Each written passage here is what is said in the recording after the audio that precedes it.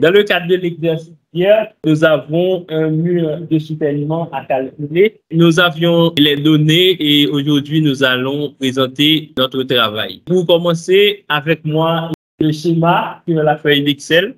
Nous avons le schéma de la feuille d'Excel qui donne les paramètres. Donc, il nous suffit d'entrer les données. Hauteur du mur H, c'est hauteur de la semelle plus hauteur de la voile de béton. Ça donne 6,70 mètres. Nous avons la largeur du mur en tête, 50 cm. Largeur du mur en pied de semelle. Pour trouver la largeur du mur en pied de semelle, nous avons additionné la largeur du mur en tête avec le fil de parement.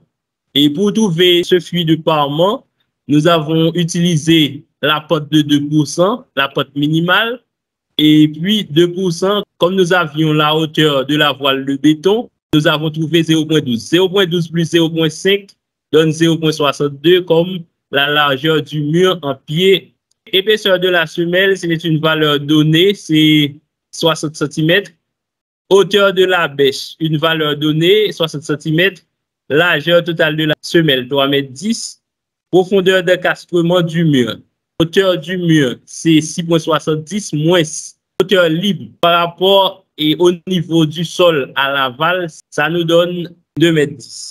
Largeur de la semelle en aval A, nous avons utilisé les formules de prédimensionnement pour trouver cette valeur. Nous avons considéré la valeur minimale B sur 5, B semelle sur 5. C'est une valeur qui est comprise entre B sur 5 et B sur 2. Nous avons choisi B sur 5 et ça nous a donné en réalité 0,62 m. Profondeur d'encastrement du mur, c'est 2,10 m en réalité. La largeur de la semelle en amont, la largeur est calculée facilement en faisant la différence avec la largeur de la semelle, la largeur A en amont et la valeur S qui est la largeur du mur en pied. Nous avons trouvé 1,86 m. OK? Après avoir entré les données de prédimensionnement du mur, nous passons aux caractéristiques du sol. Et nous avons poids volumique humide, gamma H, c'était une donnée de l'exercice. Angle de frottement interne phi, c'est 35 degrés. Et cohésion non drainée, c'est nul. Angle déclinaison de la surface du sol bêta, c'est nul. C'était horizontal. Et coefficient de poussée Ka, cette valeur est calculée par la feuille de calcul, de même que le coefficient de butée, Kp. Angle de frottement à l'interface sol-fondation petit delta, c'est calculé encore par la feuille, mais c'est une formule connue à partir de l'angle phi et nous pouvons calculer petit delta. Maintenant, nous passons aux charges. Les charges permanentes, ce sont des charges calculées à partir des données fournies au logiciel. D'abord, le poids volumique pour le béton, 25 kN par mètre cube.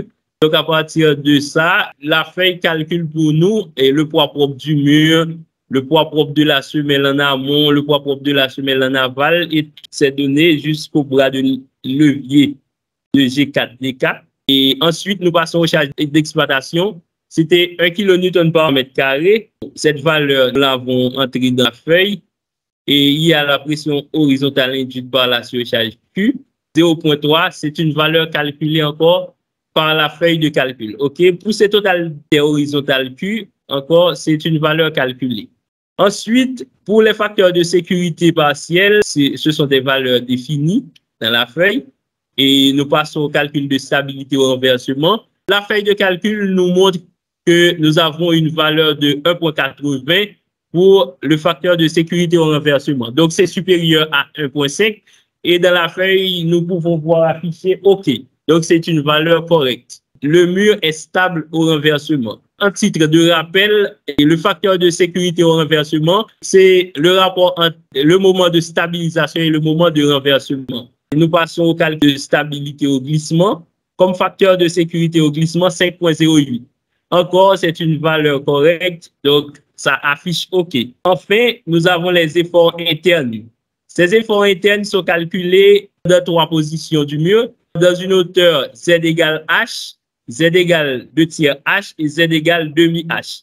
C'est donné au dixième près, donc c'est 4,10 et 3,10. OK, on nous donne le moment fléchissant dans ces trois positions. Ce sont des moments négatifs avec les valeurs indiquées ici. Nous avons effort tranchant, effort normal et nous avons l'excentricité. Nous n'avons pas eu de calcul de poinçonnement. Notre mur est stable au renversement et stable au glissement.